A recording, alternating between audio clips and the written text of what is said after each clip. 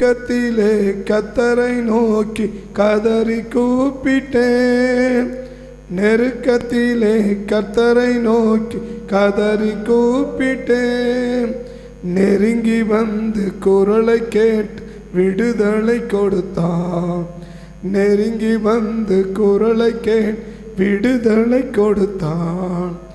நெருக்கத்திலே கர்த்தரை நோக்கி கதறி கூப்பிட்டேன். நெருக்கத்திலே கர்த்தரை நோக்கி கதறி கூப்பிட்டேன்.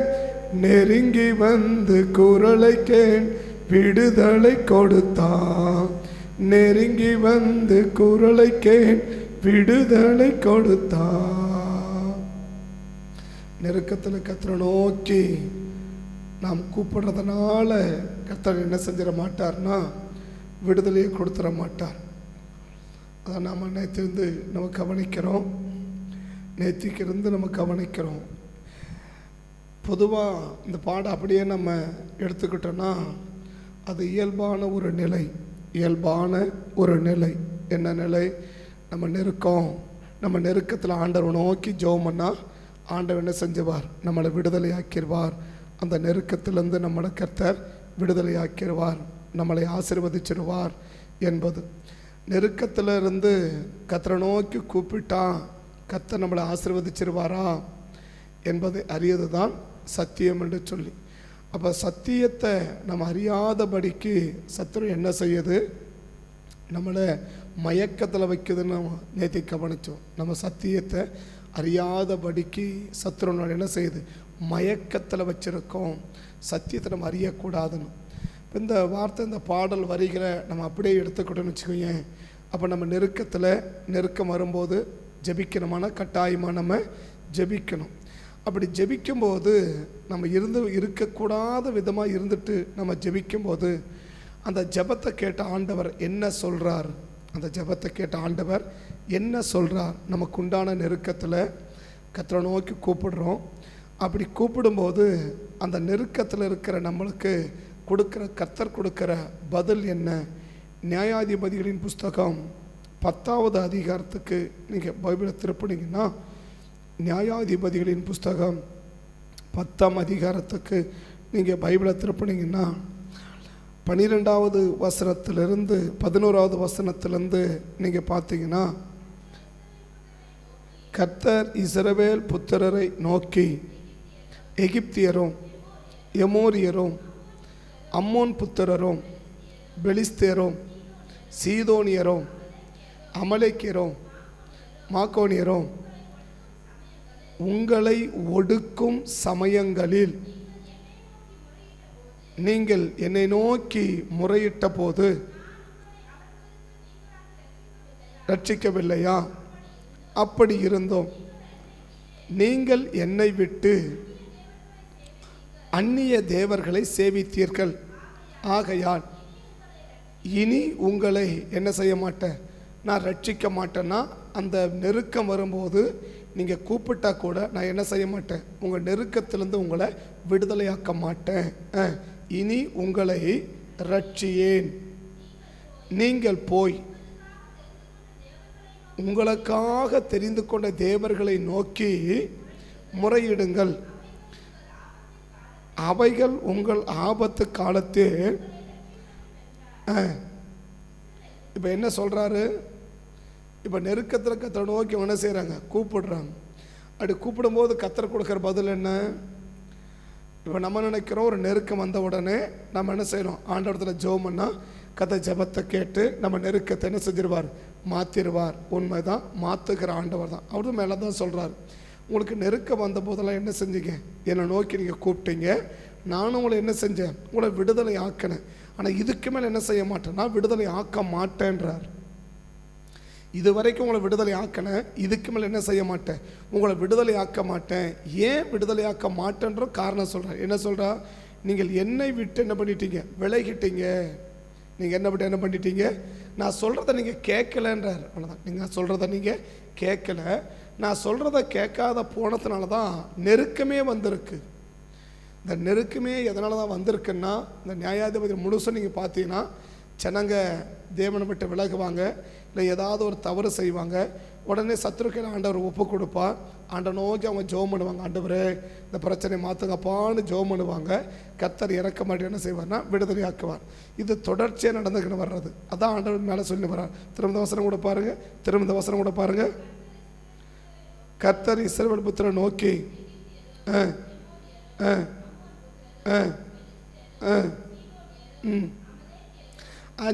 ஆறாவது வசனம் கூட பார்க்கலாம். பார்த்தீங்கன்னா 6வது வசனம் கூட இஸ்ரவேல் புத்திரர் மறுபடியும் பார்வைக்கு பொல்லாப்பானதை மறுபடியும்ன்றார். இஸ்ரவேல் புத்திரர் மறுபடியும் கர்த்தரின் பார்வைக்கு பொல்லாப்பானதை செய்து.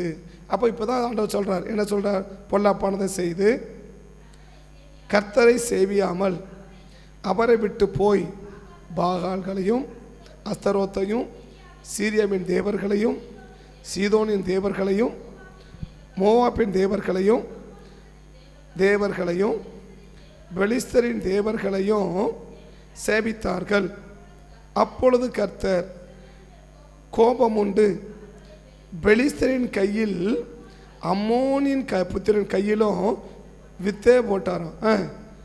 அவர்கள் அந்த வருஷம் முதற்கொண்டு 18 வருஷமாய் யோர்தானுக்கு அப்பாலே கீலேயாத்தில் உள்ள தானுக்கு அப்பாலே கீலேயாத்தில் உள்ள எமோரியரின் தேசத்தில் இருக்கிற இஸ்ரவேல் புத்திரரை எல்லாம் என்ன செஞ்சுறாங்க? நெருக்கி ஒடுக்கினார்கள். அப்படின்னு நெருக்கி என்ன செய்கிறாங்களா? எத்தனை வருஷம்? 18 வருஷம் நெருக்கி ஒடுக்கினார்கள். அப்போதான் ஜனங்க என்ன செய்கிறாங்க? அப்பொழுது இஸ்ரவேல் புத்திரர் கர்த்தரை நோக்கி முறையிட்டு. எப்பொழுது?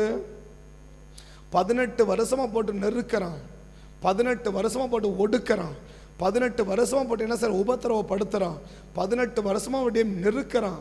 அந்த நெருக்க தாங்க முடியாத கர்த்தரை நோக்கி என்ன செய்கிறாங்க? தேவனை நோக்கி முறையிடுறாங்க. அந்த வசனம் பாருங்க. அப்பொழுது இஸ்ரவேல் புத்திரர் கர்த்தரை நோக்கி முறையிட்டு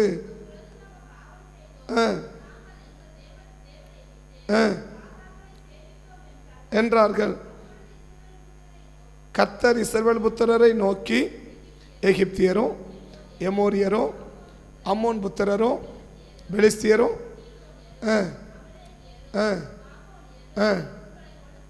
உங்களை ஒடுக்கும் சமயத்தில் நீங்கள் என்னை நோக்கி முறையிட்ட போது நான் உங்களை அவர்கள் கையிலிருந்து மீட்டு உங்களை பாதுகாத்து உங்களை ஆசீர்வதித்தேன். அப்படி இருந்தோம் நீங்கள் என்னை விட்டு சேவித்ததினால் ஆகையால் இனி உங்களை ரட்சியேன்னு சொல்றார். இதுக்கு மேலே என்ன செய்ய மாட்டேன்? 18 வருஷமாக ஒடுக்கி முறையிடுறான், கர்த்தரை நோக்கி கூப்பிடுறான். ஆனால் கர்த்தர் என்ன சொல்கிற பதில் என்ன? இதுக்கு மேலே உங்களை என்ன செய்ய மாட்டேன், உங்களை காப்பாற்ற மாட்டேன்றார். இதுக்கு மேலே எதிர்க்கிறது என்ன செய்ய மாட்டேன், உங்களை காப்பாற்ற மாட்டேன். அப்போ நம்ம சத்தியத்தை என்ன செய்யணும்? அறிந்து கொள்ளணும். அதான் நம்ம நினைத்து கவனிக்கும். என்ன சத்தியம்? அப்போ என்ன செஞ்சு நம்ம ஜெபிச்சா கர்த்தர் நம்ம ஜெபத்தை கேட்பார். ஏதோ நெருக்கம் வந்த உடனே ஆண்டவரே என்னை காப்பாற்றுங்கப்பான ஓடி வந்து காப்பாற்றிட மாட்டார். ஆண்டவரே என்ன ஆசீர்வதிங்கன்னா உடனே கொண்டு ஆசீர்வதிச்சிட மாட்டார். ஆண்டவரே இதை கொடுங்கன்னு என்ன செய்ய மாட்டார், உடனே கொடுத்துட மாட்டார். மாறாக என்ன செய்யணும் அதை செஞ்சாதான் கர்த்தர் என்ன செய்வார்னா கர்த்தர் நம்மளை ஆஸ்வதிப்பார். என்ன செய்யணும், என்ன செய்யணும்னுட்டு சாமுவேல் சொல்றாரு பாருங்க. 1 சாமுவேல் 7ஆம் அதிகாரத்தில் இதே பிரச்சனை அவங்களுக்கு அங்கே வருது. 7ஆம் அதிகாரத்தில் 3வது வசனத்திலேருந்து நீங்கள் கொஞ்சம் தொடர்ந்து படிச்சிங்கன்னா 1 சாமுவேல் 7ஆம் அதிகாரம் 3வது வசனத்திலேருந்து கொஞ்சம் பாருங்களேன். அப்பொழுது சாமுவேல் இஸ்ரவேல் குடும்பத்தார் யாவரையும் நோக்கி,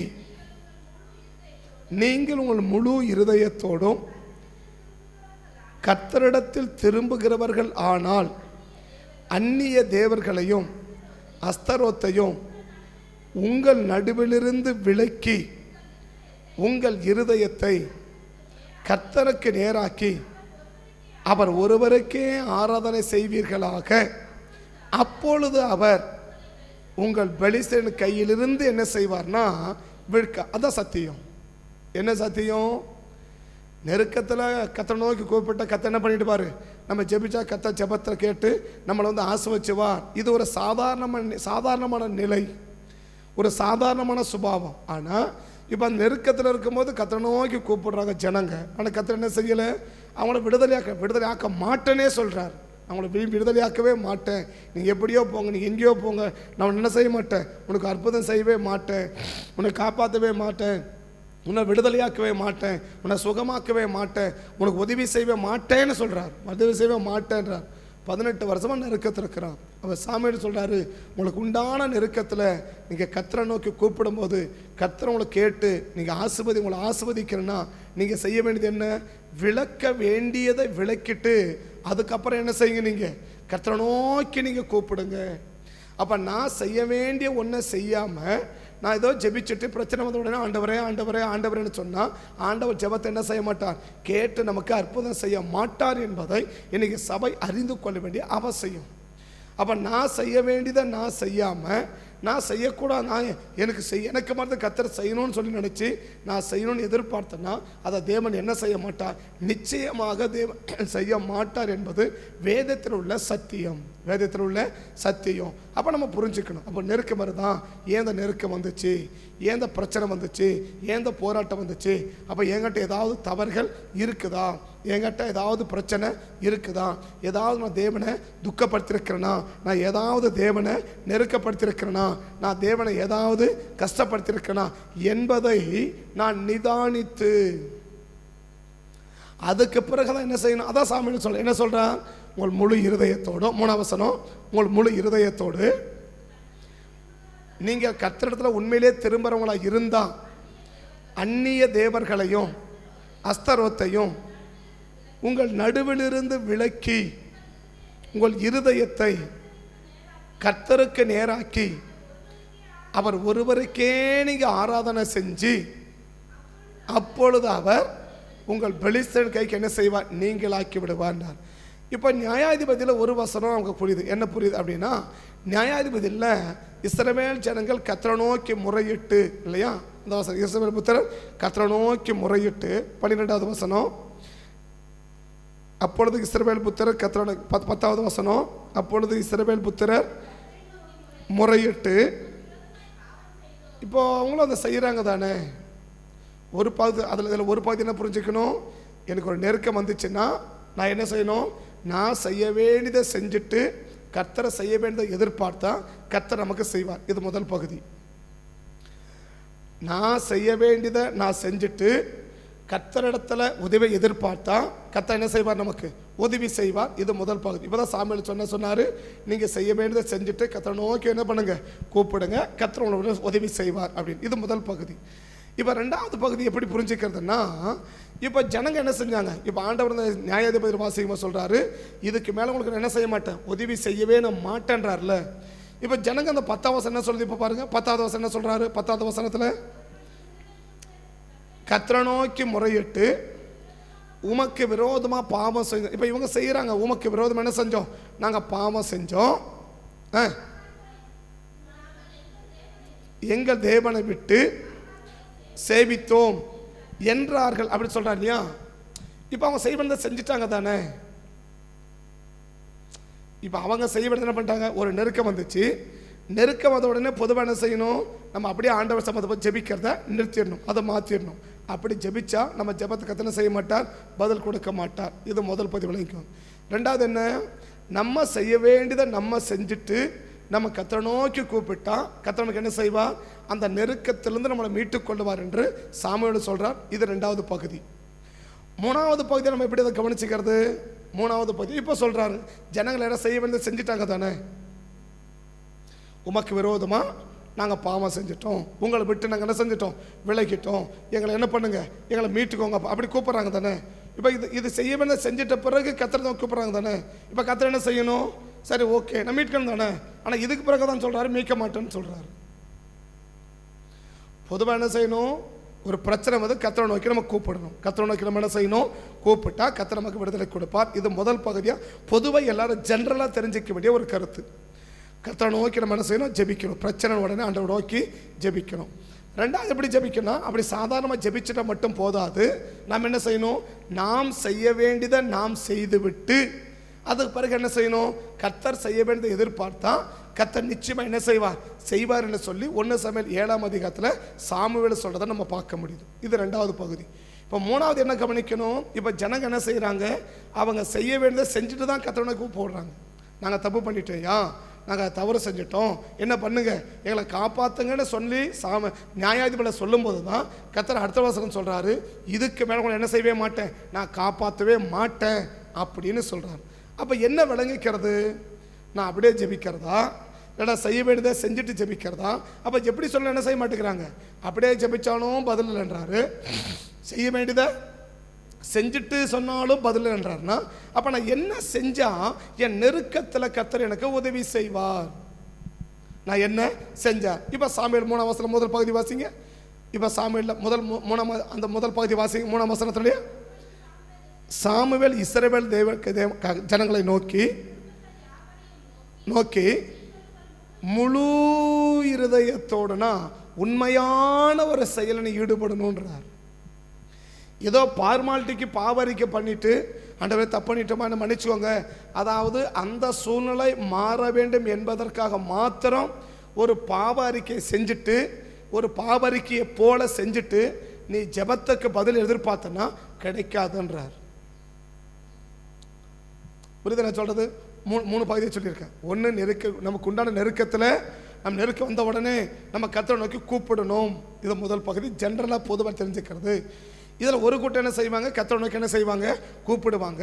ஆனால் நெருக்கத்துக்கு மாத்திரம் கர்த்தரை நோக்கி கூப்பிட்டா கர்த்தர் என்ன செய்ய மாட்டார், நமக்கு விடுதலை கொடுக்க மாட்டார் என்பதை நம்ம ரெண்டாவது தெரிஞ்சுக்கணும். அப்போ என்ன செய்யணும், நான் என்ன செய்யணுமோ அதை செஞ்சுட்டு, அதான் சாமியார் சொன்னார், நீங்கள் செய்ய வேண்டியதை செஞ்சுட்டு கர்த்தரை நோக்கி கூப்பிடுங்க, விளக்க வேண்டியதை விளக்குங்க, அறிக்கை பண்ண வேண்டியதை அறிக்கை பண்ணுங்க.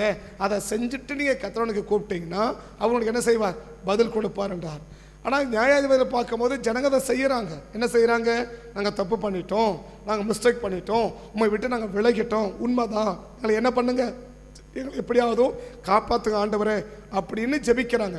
ஆனால் அதுக்கு பிறகு தான் ஆண்டவர் சொல்கிறார், என்ன சொல்கிறாரு, நான் இதுக்கு மேலே உங்களை ஆசீர்வதிக்கவே மாட்டேன், இதுக்கு மேலே உங்களை விடுதலையாக்கவே மாட்டேன், நீ எங்கே போனியோ அங்கே போ, என்கிட்ட வராத அப்படின்னு என்ன செய்கிறாருன்னா சொல்கிறத பார்க்குறோம். அப்போ தேவன் என்ன எதிர்பார்க்கிறார், ஏதோ நமக்கு நெருக்கம் வந்துடுச்சு ஆண்டவரேன்னு கூப்பிட்டா ஓடி வந்துட மாட்டார்.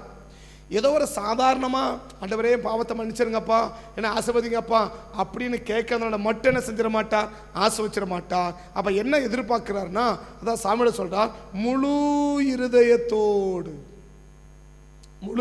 முழு இருதயத்தோடு வாயினால மாத்திரம் அறிக்கை இல்லாம செய்கையிலும் வார்த்தையிலும் சரியான விதத்தில் விளக்க வேண்டியதை விளக்கிட்டா கர்த்தர் நம்ம ஜெபத்துக்கு பதில் கொடுப்பார்.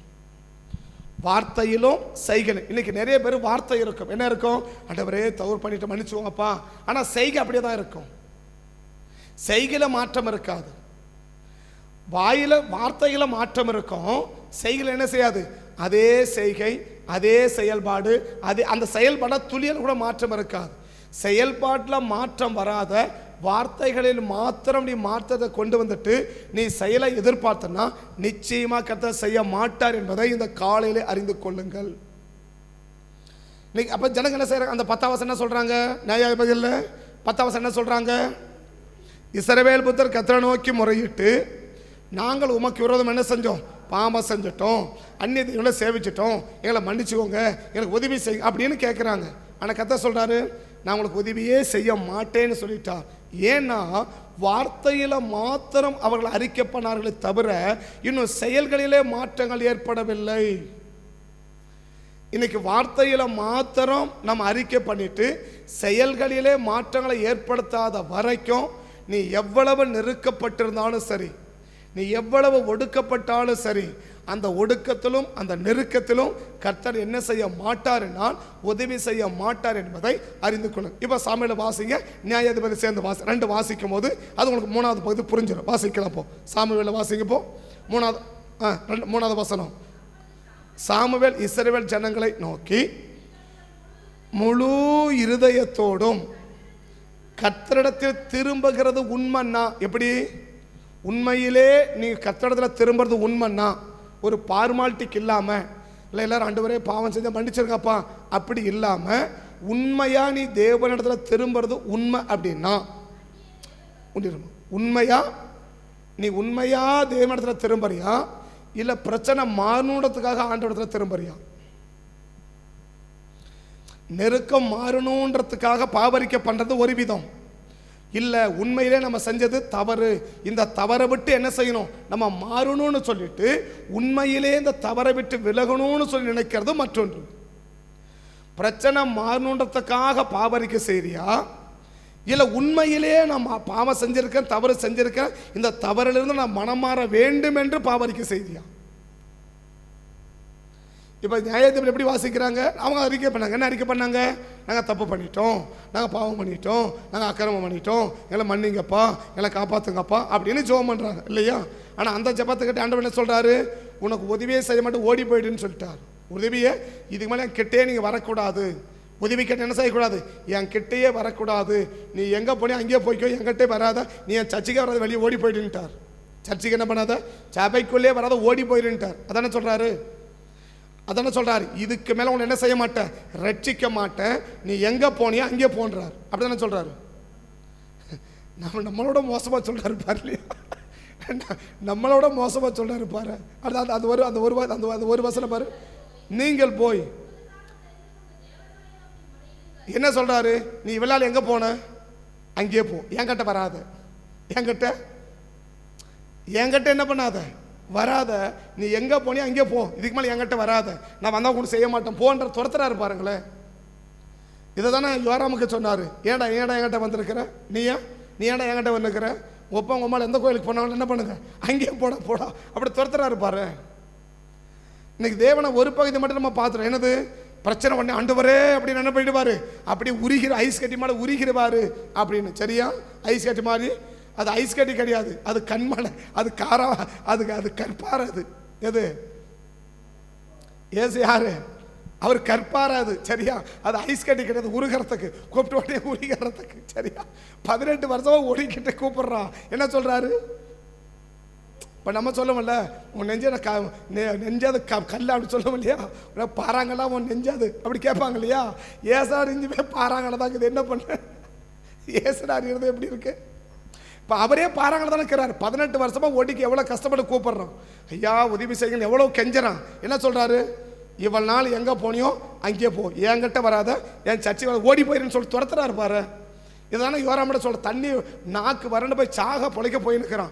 ஐயா கொஞ்சம் தண்ணி குடிக்க வழி பண்ணுங்க, நீ ஏன்டா என்கிட்ட வந்த, உங்க அப்பனும் அம்மாவும் எந்த சர்ச்சுக்கு போன என்ன பண்ணு, அங்கே போட, இங்கே ஏன்டா வந்து நிற்கிற அப்படின்னு துரத்துறாரு பாருங்களேன்.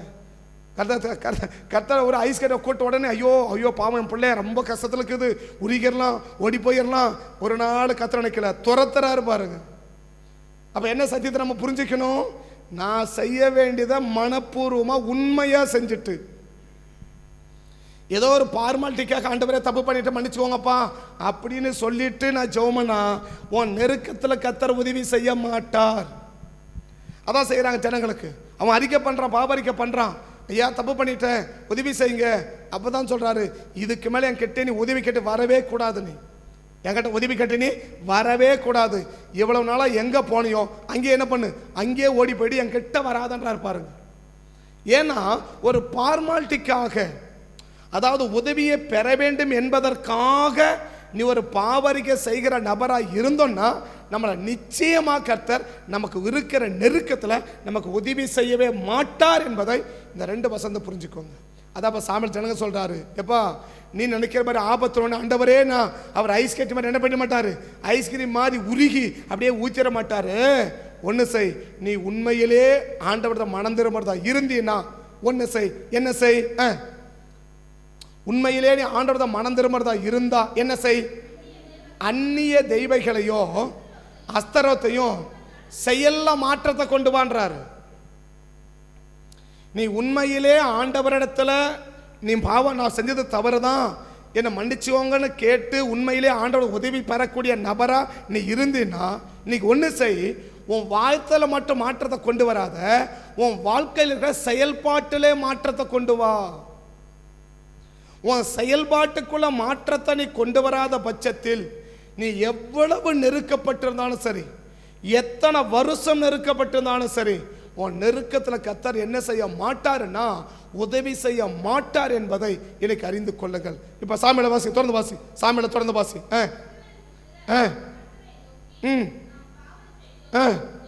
தேவரீர் செய்யும் சொல்லி அந்நிய தேவர்களையும் தங்கள் நடுவிலிருந்து வார்த்தையில மட்டும் சொல்லல, அவங்க செயல மாற்றத்தை கொண்டு வராங்க பாருங்க. செயல மாற்றத்தை கொண்டு அந்த அந்நிய தெய்வங்களை விலக்கி விட்டு எப்ப ஆராதனை செய்யறாங்களா? எப்ப தேவனை தொழுது கொள்றாங்க? வார்த்தையில மட்டும் இல்ல, செயல்களிலும் மாற்றத்தை ஏற்படுத்தி விட்டு தேவனிடத்தில் வந்து கேட்கிறாங்க. வாசிக்கலாம் அடுத்த வசனம். அப்பொழுது அவர் வருத்தத்தை பார்த்து எப்போ மனசுருகினாரு? எப்ப மனசுருகினாரு? அவங்க செயல்ல வார்த்தையில மட்டும் இல்ல, செயல்களிலும் மாற்றத்தை பார்த்த பிறகுதான் கர்த்தர் என்ன செய்ய விரும்புறா? கர்த்தர் அவங்கள மனதுருகி கூடி 8ஆம் வசனம் 9ஆம் வசனம். அப்பொழுது சாமுவேல் 9ஆம் வசனம் 8ஆம் வசனம்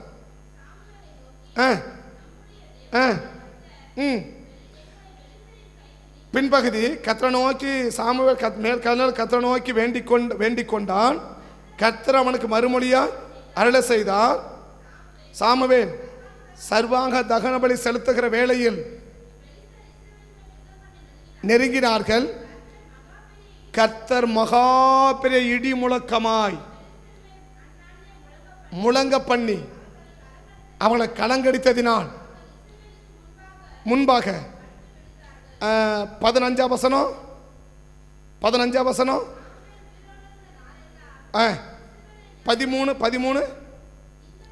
இந்த பிரகாரம் பெலிஸ்தர் அப்புறம் இஸ்ரவேல் எல்லையில வராதே போயிட்டான். இதுக்கு பிறகு இதுக்கு மேல அந்த பிரச்சனையே உனக்கு வராம இருக்கணும், இதுக்கு மேல அந்த நெருக்கமே உனக்கு வராம இருக்கணும்னா இன்னைக்கு செய்ய வேண்டியது என்ன செய்ய வேண்டியது இருக்குது? உண்மையான ஒரு மனம் திரும்புதல். வார்த்தையில மாத்திரம் ஆண்டவரே நான் பாவம் செஞ்சுட்டேன், தப்பு செஞ்சுட்டேன், மன்னிச்சுவோப்பா, உதவி செய்யுங்க, இந்த வார்த்தையை மட்டும் கேட்ட கர்த்தர் உதவி செய்கிறவர் அல்ல. உன் செய்கையிலும் என்ன செய்ய வேண்டும்? மாற்றத்தை கர்த்தர் பார்க்க வேண்டும். உன் செய்கையில மாற்றத்தை பார்க்கும் போதுதான் பெலிஸ்தர்கள் மேல மகா இடிமுழக்கு வருகிறார். இதற்கு பிறகு பெலிஸ்தர் இஸ்ரவேல் பக்கம் என்ன செய்வீங்களா? வராதே போனார்கள். இன்னைக்கு பார்க்கிற அந்த பிரச்சனையை இனி வாழ்நாள் முழுவதும் நீ பார்க்காம இருக்கிறனா ஒன்று செய். நெருக்கத்தில் கர்த்தரை நோக்கி கூப்பிடுறதோட நின்று விடாத. நம்ம செய்ய வேண்டிய உண்மையான மாற்றங்கள் வார்த்தையிலும் செய்கையிலும் ஒரு உண்மையான மாற்றத்தை ஏற்படுத்திட்டு அதுக்கு பிறகு என்ன செய்யும்? நாம் கர்த்தரை நோக்கி கூப்பிடும்போது கர்த்தர் என்ன செய்ய விரும்புகிறா? கர்த்தர் கிரியை செய்வார். இப்போ நியாயாதிபதிகளுக்கு வாங்க, முடிக்கிறேன். இப்போ நியாயாதிபதிகளுக்கு வாங்க 13ஆம் வசனத்திலிருந்து அப்படி இருந்தோம், நீங்கள் என்னை விட்டு அந்நிய தேவர்களை சேவித்தீர்கள், ஆகையால் இனி உங்களை ரட்சியேன். நீங்கள் போய் உங்களுக்காக தெரிந்து கொண்ட உங்கள் தேவர்களை நோக்கி அவைகள் உங்களை என்ன செய்யட்டும்? உங்களை ஆபத்தை ரட்சிக்கட்டும், போங்கப்பா அப்படின்னு சொன்ன உடனே இஸ்ரவேல் புத்திரர் கர்த்தரை நோக்கி பாவம் செய்தோம், தேவரீ உம்முடைய பார்வைக்கு நலமானபடி செய்யும் என்று ரட்சித்தருளும் என்று சொல்லி அந்நிய தேவர்களை. அப்ப முதல்ல என்ன செஞ்சாங்க? இதே வார்த்தை தான் முதல்ல சொன்னாங்க. அப்ப என்ன சொன்னாங்க? நாங்க பாவம் செஞ்சுட்டோம், நாங்க அக்கிரமம் பண்ணிட்டோம், என்னை மன்னிச்சுவோங்க அப்பா அப்படி சொல்லிட்டாங்க. அந்த வெறும் வார்த்தையை கேட்டு கர்த்தர் ஆஸ்வதிக்கல. இன்னும் நம்ம ஜெபம் எப்படி இருக்கு? ஏதோ தப்பு பண்ணிட்டாண்டவரே, ஏதோ தப்பு பண்ணிட்டாண்டவரே, ஏதோ ஒரு பாவம் பண்ணிட்டப்பா மன்னிச்சுவோங்க. இந்த வார்த்தை எதுக்கு வருதுன்னா, அந்த பிரச்சனையிலிருந்து மாத்திரம் என்ன செஞ்சிடணும்? நான் விடுதலை பெற்றணும். இந்த பிரச்சனைக்கு எனக்கு கர்த்தர் உதவி செஞ்சிடணும். அதுக்காக மாத்திரம் அறிவிக்கிறது. வெறும் வார்த்தையில மாத்திரம் நீ மாற்றத்தை சொல்லிவிட்டு தேவனிடத்தில் என்ன செய்ய முடியாதுன்னா, ஒரு மிகப்பெரிய உதவியை, மிகப்பெரிய ஒரு நன்மையை நாம் என்ன செய்ய முடியாது? நாம் பெற முடியாது. வாசிக்கலாம் மீண்டும் வசனத்தை வாசிக்கலாம். கர்த்தரை நோக்கி நாம் பாவம் செய்தோம், தேவரீர் செய்தோம்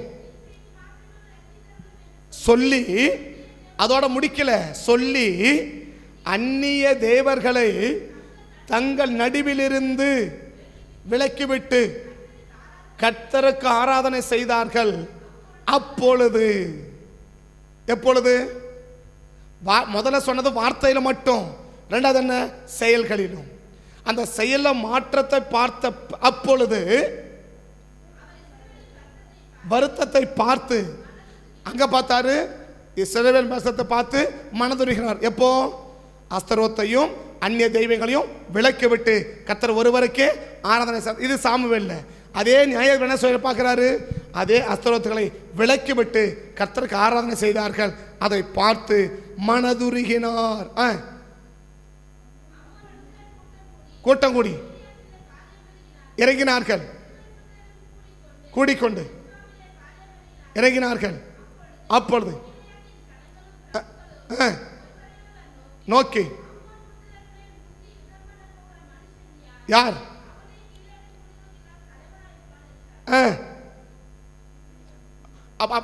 அடுத்த வந்து கொண்டு என்ன செய்யறாருன்னா, ஒரு பெரிய ரட்சிப்பை கத்த என்ன செய்யறார்? ஒரு பெரிய ரட்சிப்பை தேவன் தர்றார். எப்ப தேவன் கிரியை செய்ய விரும்புறார்? வார்த்தையில மட்டும் இல்ல, செயல்களிலும் நம்முடைய செயல மாற்றத்தை கர்த்தர் பார்ப்பாருன்னா, உனக்கு இருக்கிற நெருக்கத்தில் உன் ஜெபத்துக்கு பதிலை கொடுத்து அந்த நெருக்கத்தை பார்த்து மனசு உருகிறார். எப்போ உருகிறான்? மனதை அந்த நெருக்கத்தை பார்த்து எப்போ மனது உருகிறான்? கொஞ்ச நேரத்துக்கு முன்னாடி மனசு உருகலை. 18 வருஷமா மனசு உருகலை. 18 வருஷமா பிரச்சனை சந்திக்கிறான். 18 வருஷமா போராடுறாங்க. 18 வருஷமா நெருக்கத்தில் இருக்கிறாங்க. கர்த்தர் என்ன செய்யல? மனது உருகலை. எப்போ மனது உருகிறா? அந்த செயல்ல மாற்றத்தை பார்த்த பிறகுதான் கர்த்தர் என்ன செய்கிறார்? மனதுருகிறான். இதான் நம்ம யோனா 2 கடைசியில் பார்க்கிறோம். யோனா 2 கடைசியில் பார்க்கிறோம். யோனா 2 10வது வசனத்தை பார்க்கிறோம். 2ஆம் அதிகாரம் 10வது வசனத்தை பார்க்கிறோம். என்ன பார்க்கிறோம்? யோனா 2:10. யோனா 2:10 சார் 3:10 3:10. அவர்கள் தங்கள் பொல்லாத வழிகளை விட்டு திரும்பினார்கள் என்று தேவன் அவர்களுடைய கிரியைகளை பார்த்து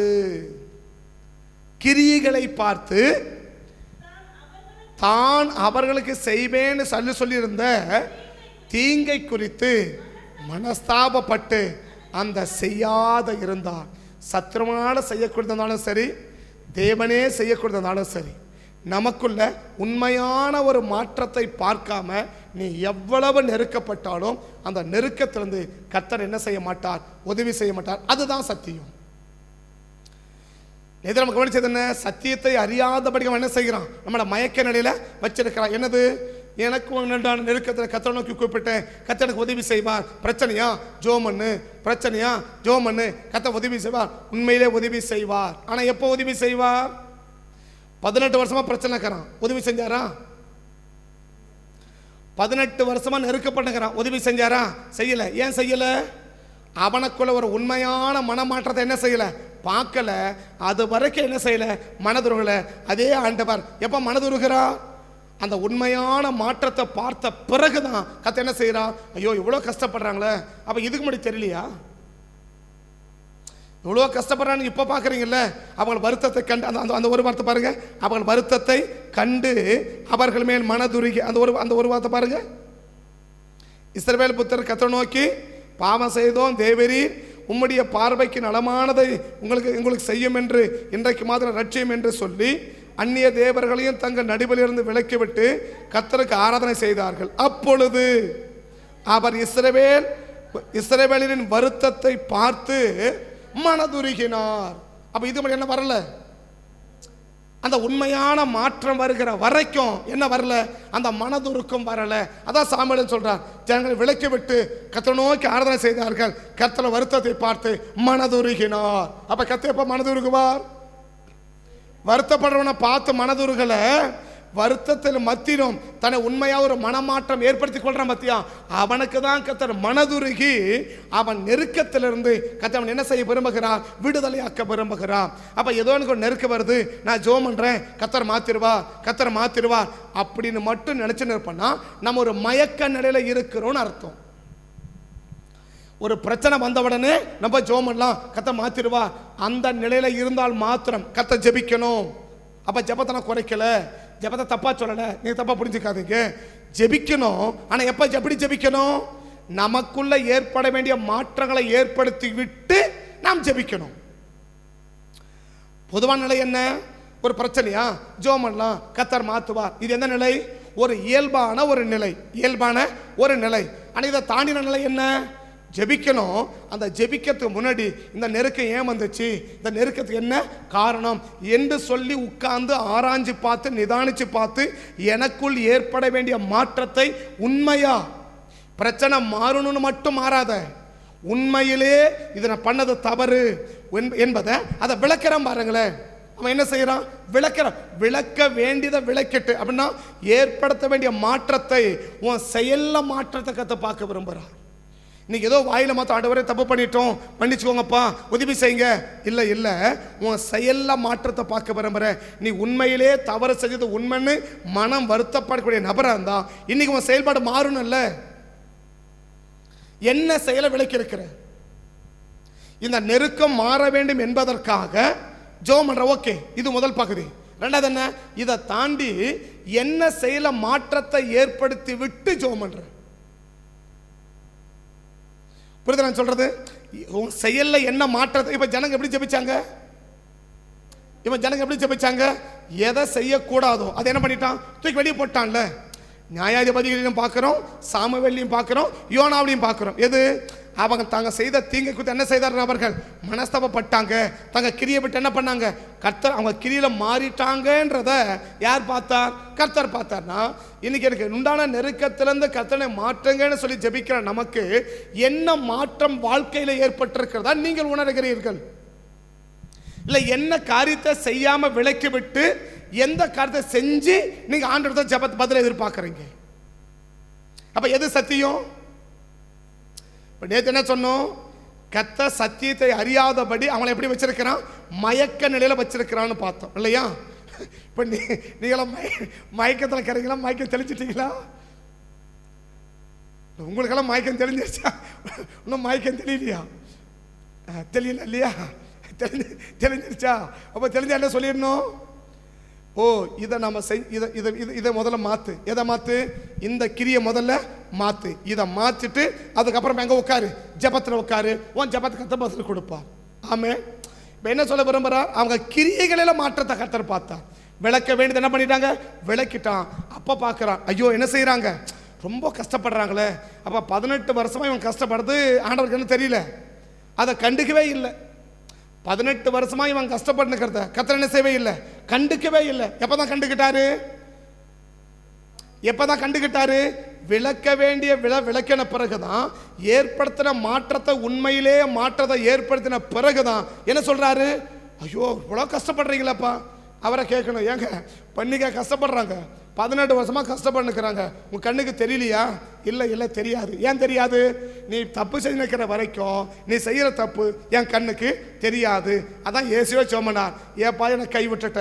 ஏன் என்ன கைவிட்டு? ஏன் கைவிட்டாரு? மொத்த பார்த்து மேலே சுமத்திக்கிட்டு இல்லை, அதை முதல்ல விளக்கு, அதுக்கப்புறம் நான் பார்க்குறேன். அப்போ நம்ம செய்கிற நம்ம படுகிற உபத்திரவம் எப்போ கர்த்தர் கண்ணுக்கு தெரியும், எப்போ கர்த்தர் அதை பார்த்து மன வருத்தப்படுவாருன்னா உண்மையான ஒரு மனமாற்றம். நான் கேட்க ஒரு கேள்வி என்னன்னா, இந்த வருத்தத்திலிருந்து நான் மாத்திருங்கப்பான்னு கேட்குறீங்க. ஓகே, நல்லது. ஜெபிக்கணும். என்ன காரியத்தை விளக்கிட்டு எந்த காரியம் செய்யாம விட்டுனா தற்காலிகமா இல்ல, நிரந்தரமா விட்டுட்டு நீங்க ஜெபிக்கணும்னுக்கிறீங்க. இவன் எதை விளக்கணும்? அஸ்தரோத்துகளை தூக்கி வெளியில போட்டானா? அஸ்தரோத்துகளை விலக்கி விட்டு எங்க போயிட்டான்? ஆராதிக்க போனான் இல்லையா?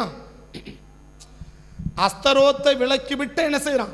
அப்ப செய்யக்கூடாத உடனே செய்யாம தூக்கி போட்டுட்டு தான் ஜெபிக்க வந்தான் இல்லையா? அப்ப இன்னைக்கு ஜெபிக்க வந்திருக்கிற நம்ம, என் நெருக்கத்துல கத்த உதவி செய்ய எதிர்பார்க்கிற நீ எந்த காரியத்தை தூக்கி வெளியில போட்டுட்டு ஜெபிக்க வர? இது அடுத்தவங்களுக்கு தெரிய வேண்டாம். யாருக்கு தெரியணும்?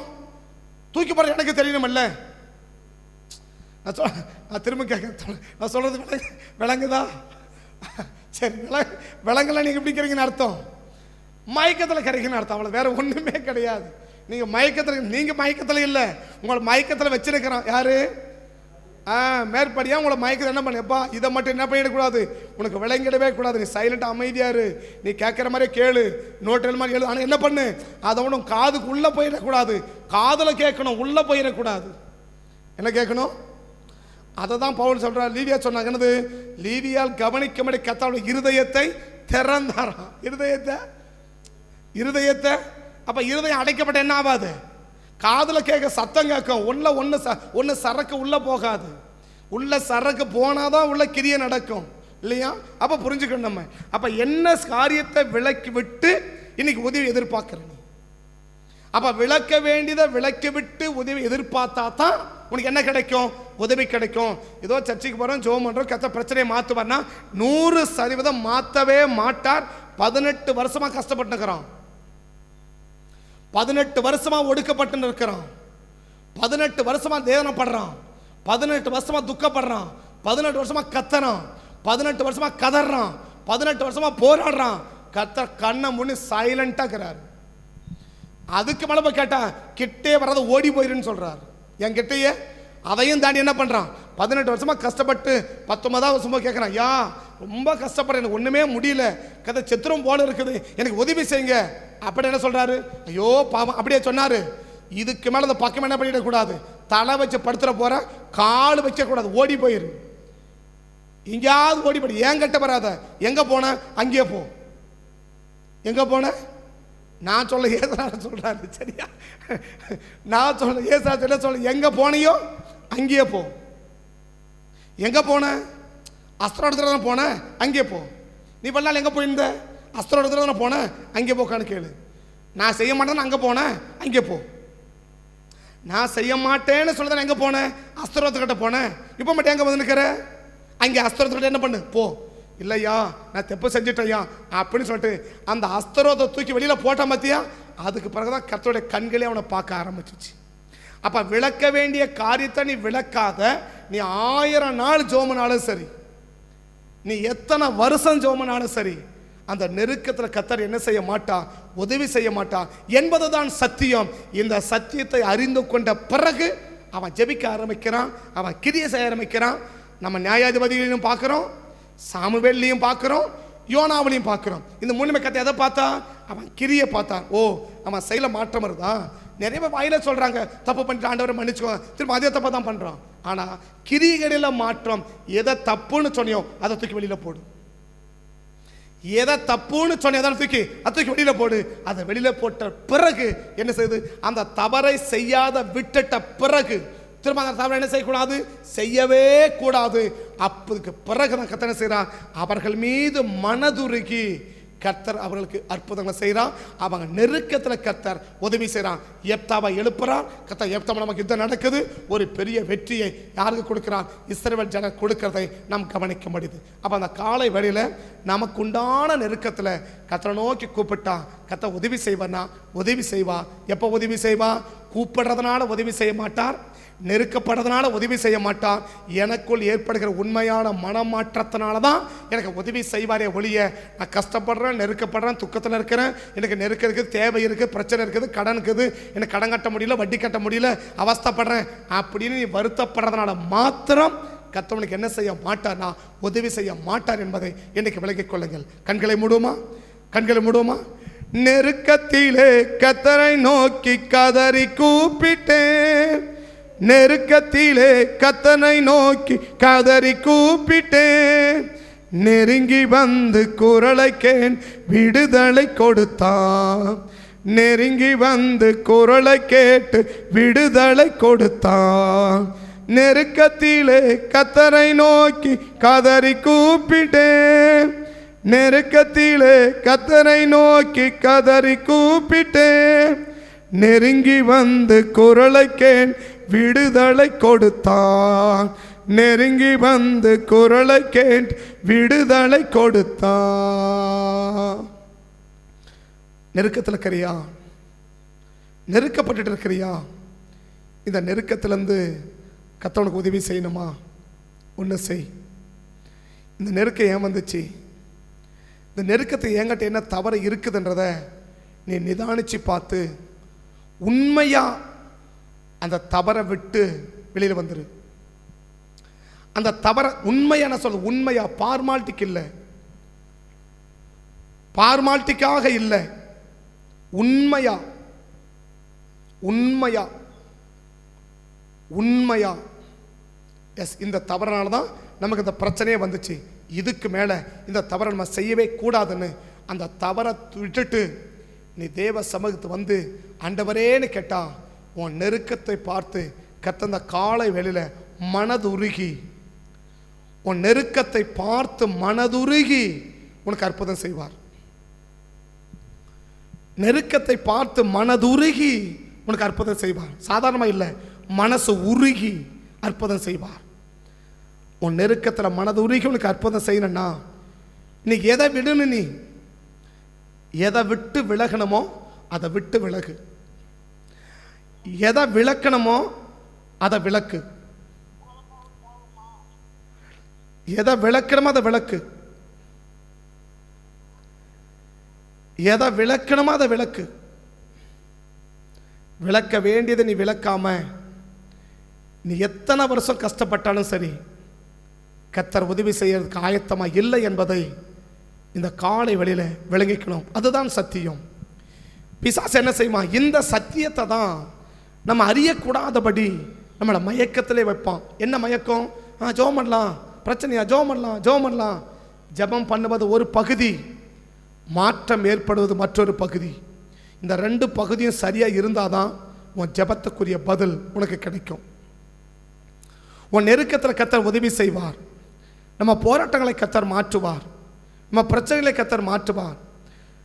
நான் சரி பண்ண வேண்டியதை நான் சரி பண்ணாத பட்சத்தில், நான் சரி ஆக வேண்டியதை சரியாகாத பட்சத்தில் நீ எத்தனை வருஷம் கஷ்டப்பட்டாலும் சரி கர்த்தர் உதவி செய்யவே மாட்டார் என்பதை இன்னைக்கு புரிஞ்சுக்கோங்க.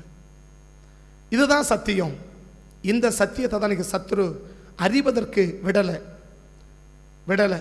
ஜோமனா சரியாக போயிடும், ஜோமனா சரியாக போயிடும், ஜோமனா சரியாக போயிடும். ஜெபம் பண்ணால் சரியாக போகுங்க. எப்போ ஜெபிக்கணும், யார் ஜெபிக்கணும் என்பதற்கெல்லாம் வழிமுறை இருக்குது. அந்த சத்தியத்தை நீ அறிஞ்சிக்க. முதல்ல 18 வருஷமாக கஷ்டப்படுறாங்க, 18 வருஷமாக ஒடுக்குறாங்க, 18 வருஷமாக வேதனைப்படுறாங்க. ஆனால் கர்த்தர் உதவி செய்யவே இல்லை.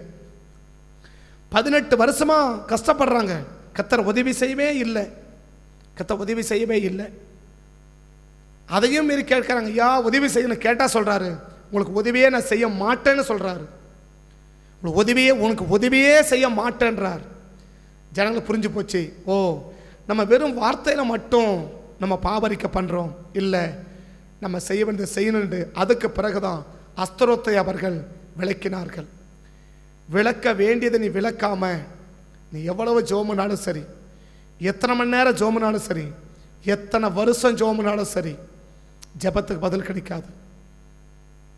உன் நெருக்கத்தில் கர்த்தர் உதவி செய்ய மாட்டார். நெருக்கம் அதிகரிக்குமே ஒழிய நெருக்கம் குறையாது. நெருக்கம் குறையாது. நெருக்கம் மாறணுமா, எதை மாற்றணுமோ அதை உண்மையாக மாற்று. ஏதோ ஒரு பார்மாலிட்டிக்காக பிரச்சனை மாறணுன்றதுக்காக ஒரு தற்காலிக ஒரு நிவாரணத்தை தேடாத. கர்த்தர் தற்காலிகமாக கொடுக்கிறவர் அல்ல. கர்த்தர் கொடுத்தா அது நிரந்தரமாக இருக்கும். வேதம் சொல்லுது, இதற்கு பிறகு பெலிஸ்தியர்கள் அவன் வரவே இல்லை. இந்த பிரச்சனை இன்னையோட முடியணும். இந்த பிரச்சனை இதுக்கு மேலே நமக்கு வரக்கூடாது. இதுக்கு மேலே இந்த பிரச்சனை நமக்கு வராமல் இருக்கணும்னா நாம் இதை தான் செய்யணும். இதை செஞ்சாதான் இதுக்கு மேலே இந்த பிரச்சனை நமக்கு வராது. பரிசுத்த பிதாவே, இந்த காலை வேளையில் எங்களை அர்ப்பணிக்கிறோம், எங்களை ஒப்பு கொடுக்கிறோம். ஒருவேளை கடந்த நாட்களில் ஒரு சரியான மனமாற்றம் எங்களுக்குள் ஏற்படாத போனது தான், எங்கள் செயல்களில் ஒரு மாற்றம் ஏற்படாமல் போனது தான், எங்கள் நெருக்கத்திலேருந்து நீங்கள் எனக்கு உதவி செய்யலைன்றதை இந்த காலை வழியில் நான் புரிஞ்சுக்கிட்டேன், நான் தெரிஞ்சுக்கிட்டேன். இன்னைக்கு நான் அர்ப்பணிக்கிறேன். ஆண்டவரே, உங்களுக்குள்ள என்ன தவறுகள் உணர்த்தப்படுதோ, என்ன நீங்கள் செஞ்சது எது உங்கள் கண்ணுக்கு முன்னாடி கர்த்தர் ஞாபகப்படுத்துகிறாரோ, இதை நீ செஞ்ச, இதை நீ பண்ண, இதை நீ பேசன, இப்படி யோசிச்ச, எனிபடி எதை கர்த்தர் நமக்கு நினைவுபடுத்துகிறாரோ, இல்லை எந்த சம்பவம் நமக்கு ஞாபகத்துக்கு இந்த ஜெப வேளையில் வருதோ அது தவறுன்னு கர்த்தருடைய சமூகத்தில் அறிக்கை பண்ணிடு. அதை தவறு என்ற கர்த்தருடைய சமூகத்தில் நீ அறிக்கை பண்ணு.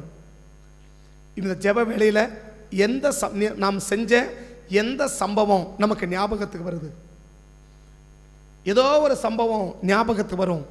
நாம் செஞ்சது பேசினது, இல்லை பார்த்தது, இல்லை யோசித்தது, இல்லை முடிவெடுத்தது, எனிபடி ஏதோ ஒன்று.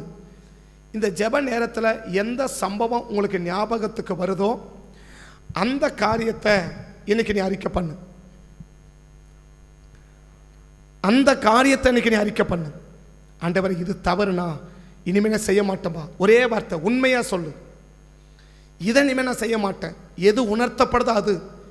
உணர்த்தப்படாததை சொல்லாத. உனக்கு உணர்த்தப்படாததை நீ சொல்லாத. இந்த ஜெப நேரத்தில் எது உனக்கு ஞாபகத்துக்கு வருதோ, நீ செஞ்ச ஒரு காரியம், ஏதோ ஒரு காரியம் ஞாபகத்துக்கு வருது, ஏதோ சும்மா உட்காந்து தோத்திரமிட்டு ஜெபமிட்டு முடிச்சுட்டு போயிடாத ப்ளீஸ். இந்த ஜெப வேளையில் உண்மையாக தேவ சமூகத்தில் காத்திருக்கும் போது நம்ம பேசினதோ நம்ம செஞ்சதோ ஏதோ ஒரு சம்பவம் இந்த ஜெப வேளையில், இந்த அர்ப்பணிப்பு நேரத்தில் உனக்கு ஞாபகத்துக்கு வருது. உனக்கு அதை கர்த்தர் உணர்த்துறார். இது நீ செஞ்ச, உனக்கு ஞாபகத்துக்கு வருகிறதை இன்னைக்கு அறிக்கை பண்ணு. வேற ஒன்றும் பண்ண வேண்டாம். வேற எதையும் நீ செய்ய வேண்டாம். எதுவும் ஞாபகத்துக்கு வருதோ அதை நீ அறிக்கை பண்ணு. ஓ ஆண்டவரே, இது தப்பா, எனக்கு தெரியல சாமி, நான் செஞ்சுட்டேன், இதுக்கு மேலே இதை நான் செய்ய மாட்டேன், என்னை மன்னிச்சுக்கோங்கன்னு இப்போ அறிக்கை பண்ணிட்டு உண்மையாக நீ ஒரு மனமாட்டம் வந்துச்சுன்னா உன் பிரச்சனையை, உன் நெருக்கத்தை கர்த்தர் பார்க்குறார். உன் நெருக்கத்தை கர்த்தர் பார்க்குறார். அப்படி உண்மையாக அர்ப்பணிக்கிறவங்க இருக்கிறீங்கன்னா உங்களுக்கு கர்த்தர் இன்னைக்கு உதவி செய்ய விரும்புகிறார். இந்த பிரசங்கமும் கேட்டுட்டு நீ சாதாரணமாக நீ போவனா, நிச்சயமா இனி எத்தனை வருஷம் நீ பிரச்சனை கஷ்டப்பட்டாலும் உதவி செய்ய சாத்தியமே இல்லை என்பதை இந்த காலையில் கர்த்தர் தீர்க்கமாக உரைக்கிறார். நீ எத்தனை வருஷம் கஷ்டப்பட்டாலும் சரி, 18 வருஷம் இல்லை, நீ 18,000 வருஷம் கஷ்டப்பட்ட கூட சரி, கர்த்தர் என்ன கொடுக்க மாட்டார்னா உன் ஜெபத்துக்கு பதில் கொடுக்க மாட்டார். உன் நெருக்கத்தை கர்த்தர் மாற்ற மாட்டார். உன் நெருக்கத்தை கர்த்தர் மாற்ற மாட்டார். உன் நெருக்கம் மாறணுமா, உண்மையானிக்கு மனம் திரும்பு. கர்த்தர் உணர்த்துறத ஆண்டு இனிமே செய்ய மாட்டோமா, அவ்வளோதான். உண்மையா சொல்லு. இப்போ சொல்லிட்டு அப்புறமா செய்யாத. இப்போ சொல்லிட்டு அப்புறமா செய்யாத. உண்மையா செய். இந்த தவறுனா நான் செய்ய மாட்டேன், இனிமே செய்ய மாட்டேன்பா. அதை விளக்கிட்டு நீ ஜெபி. இன்னைக்கு கர்த்தர் உனக்கு உதவி செய்கிறார். இன்னைக்கு கர்த்தர் உனக்கு உதவி செய்கிறார். அதை விளக்கிட்டு ஜெபி. நீ விளக்காம ஜெபிச்சனா நிச்சயமா கர்த்தர் உதவி செய்ய மாட்டார். இது சத்தியம், இது வேத சத்தியம். இந்த சத்தியத்தை நீ அறிஞ்சிக்கணும். இந்த சத்தியத்தை நீ புரிஞ்சிக்கணும். இந்த சத்தியம் உனக்கு தெரியணும். இதுதான் உன்னை விடுதலையாக்கும். அதான் இயேசு சொன்னார், சத்தியத்தை அறிவீர்கள், சத்தியம் உங்களை விடுதலையாக்கும். ஜெபம் விடுதலையாக்க, சத்தியம் தான் உன்னை விடுதலையாக்கும். சத்தியத்தை தெரிஞ்சுக்கோ. சத்தியத்தை தெரிஞ்சுக்கோ. சத்தியத்தை நீங்க புரிஞ்சுக்கோ. பரிசுத்த பிதாவே, இந்த காலை வேளையில் எங்களை அர்ப்பணிக்கிறோம், எங்களை ஒப்பு கொடுக்கிறோம். உம்மை நோக்கி நாங்கள் பார்க்குறோம். இதுதான் தவறுனா இனிமே செய்ய மாட்டேன்ப்பா. நான் யோசிச்சது தப்புனா இப்படி யோசிக்க மாட்டேன். நான் இதை பார்த்தது தப்புனா இனி அப்படி பார்க்க மாட்டேன். நான் அப்படி பேசுறது தப்புனா இனி அப்படி பேச மாட்டேன். நாங்கள் போனது தப்புனா இனி அங்கே போக மாட்டேன். இனி முடிவெடுத்தது தப்புனா இனி அப்படி முடிவெடுக்க மாட்டேன் என்பது உங்களுக்கு உணர்த்ததை முடிவெடுக்கிற பிள்ளைகளுக்கு இந்த காலை வேளையில் கர்த்தர் நீர் ஆண்டவரேம துதிக்கிறோம். இஸ்ரவேல் புத்தருடைய ஒடுக்கத்தையும் நெருக்கத்தை பார்த்து மனதுருகி அவர்களுக்கு ஒரு விடுதலை கொடுப்பீங்கன்னா இந்த காலை நேரத்தில் எந்த நெருக்கத்தில் அர்ப்பணிக்கிற, நான் ஜெபிக்கிறது அர்ப்பணிக்கிற அந்த பிள்ளைகள் உண்மையாக அர்ப்பணித்து உண்மையாக மனமாறி ஆண்டவரேன்னு சொல்லி கூப்பிடுகிற இந்த பிள்ளைகளுக்கு இந்த காலை வேளையில் இவங்க சந்திக்கிற இந்த நெருக்கத்தில் இருந்து என் தேவனாகிய கர்த்தர் உங்களுடைய பிள்ளைகளுக்கு ஒரு பெரிய விடுதலையை இந்த காலை வேளையில் நீங்கள் தந்து இதுக்கு மேலே இந்த பிரச்சனையே இல்லாத அளவுக்கு உடைய பிள்ளைகளை ஆசீர்வதிங்கப்பான்னு சொல்லி உடைய ஊழியக்காரன் கர்த்தருடைய சமூகத்தில் இருந்து நான் உண்மையை ஆசீர்வதித்து ஜெபிக்கிறேன். உண்மையாக ஆசீர்வதித்து ஜெபிக்கிறேன். இதுக்கு மேலே இந்த பிரச்சனை இவங்க வாழ்க்கையில் இனி வரவே கூடாதுன்னு சொல்லி, இதுக்கு மேலே இந்த நெருக்கம், இந்த போராட்டம், இந்த கிரியை வரவே கூடாதுன்னு சொல்லி இயேசுவின் நாமத்தில் நான் உனக்கு கட்டளை கொடுத்து என் ஜனத்தை ஆசீர்வதிக்கிறேன். அப்படியே கர்த்தர் ஆசீர்வதிச்சு இவர்களுக்கு உண்டான நெருக்கத்திலிருந்து மனதுருகி விடுதலையாக்கி ஆசீர்வதிங்கப்பா. இதுக்கு மேலே இந்த பிரச்சனையே வராத அளவுக்கு நீங்கள் மாற்றி போட வேண்டும் என்று சொல்லி உங்கள் ஊழியக்காரன் உங்களுடைய சமூகத்தில் இருந்து நான் ஜெபிக்கிறேன். நீர் அப்படியே செய்து ஆசீர்வதியும். கர்த்தரை ஒப்பு கொடுக்கிறேன். நாமத்தை மகிமைப்படுத்தும். இயேசுவின் நாமத்தை ஜெபிக்கிறேன் பிதாவே. ஆமென், ஆமென். என் ஆத்துமாவே கர்த்தரை ஸ்தோத்திரி, என் முழுமே பரிசுத்த நாமத்தை ஸ்தோத்திரி. என் ஆத்துமாவே கர்த்தரை ஸ்தோத்திரி. கர்த்தர் செய்த சகல உபகாரங்களை ஒருபோதும் மறவாதே. ஆமென், ஆமென், ஆமென்.